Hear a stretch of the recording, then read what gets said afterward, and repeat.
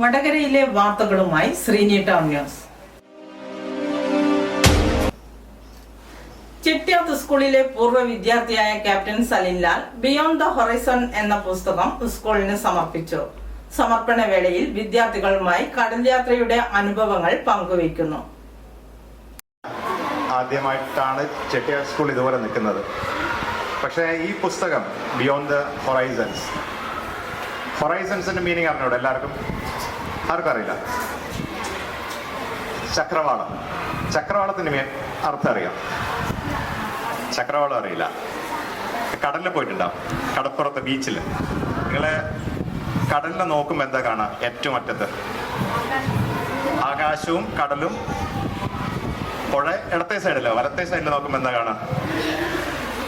സൂര്യൻ എവിടെ അസ്തമിക്കുന്നത്? സൂര്യൻ അസ്തമിക്കുന്ന കടലും ആകാശവും ചേരുന്ന ഒരു ഭാഗമാണ് ചക്രവാളം, അല്ലെ? അതാണ് ഈ ഹൊറൈസൺസ്. അപ്പൊ ചക്രവാളത്തിന് ശേഷം എന്ത് നിങ്ങൾ പഠിക്കുന്നു? നിങ്ങൾ പഠിച്ച് നിങ്ങൾക്ക് ഇപ്പം എല്ലാത്തിലും A+ കിട്ടി.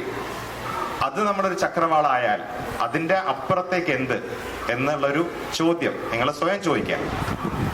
അതാണ് ഈ പുസ്തകം എഴുതുമ്പോൾ എന്നെ പ്രചോദിപ്പിച്ചത്. ഇവിടെ എത്തുന്നോ അതല്ല അവസാനം, അവിടെ നിന്ന് പിന്നെയും മുമ്പോട്ടേക്ക് പോവാം നല്ലത്.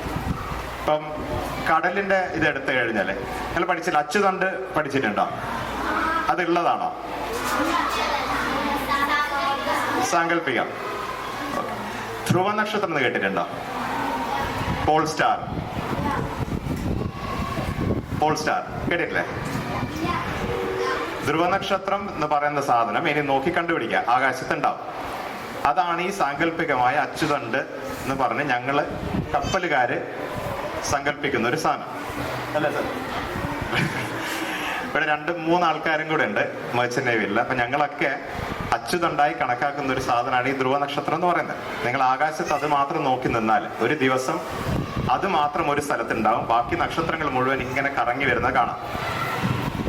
ഇതുപോലുള്ള അനുഭവങ്ങൾ നിങ്ങൾ സ്കൂളിൽ നിന്ന് പഠിച്ചിട്ടുണ്ടാവും. അപ്പൊ എന്റെ വേറൊരു അനുഭവം പറയാം. പുഷ്പ ടീച്ചർ 6ാം ക്ലാസ് എടുക്കുമ്പോൾ പഠിപ്പിച്ചൊരു കാര്യമുണ്ട്.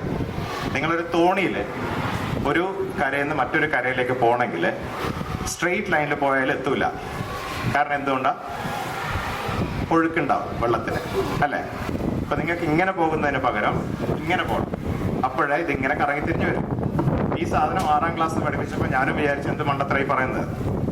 പക്ഷെ നമ്മൾ സ്കൂളിൽ കേട്ട അല്ലെങ്കിൽ അറിഞ്ഞ ചെറിയ കാര്യങ്ങളായിരിക്കും പിന്നെ വലിയതായിട്ട് കിട്ടുക. ഈ അച്ചുതണ്ട് എന്നുള്ള സാധനം മനസ്സിലാവണമെങ്കിൽ 23-24 വയസ്സായി എന്താണെന്നുള്ളത്.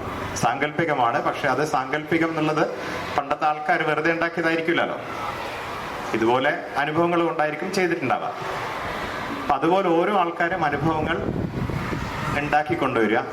എന്നിട്ട് അത് ചില ആൾക്കാർക്ക് അത് എഴുതാൻ പറ്റും, ചില ആൾക്കാരത് പറയും, ചില ആൾക്കാരത് നല്ലോണം കേട്ടിരിക്കും. അപ്പൊ അതുപോലെ നിങ്ങൾക്ക് എന്താണോ കഴിവുള്ളത് അതിനെ മുമ്പോട്ടേക്കായി കൊണ്ടുവരാം.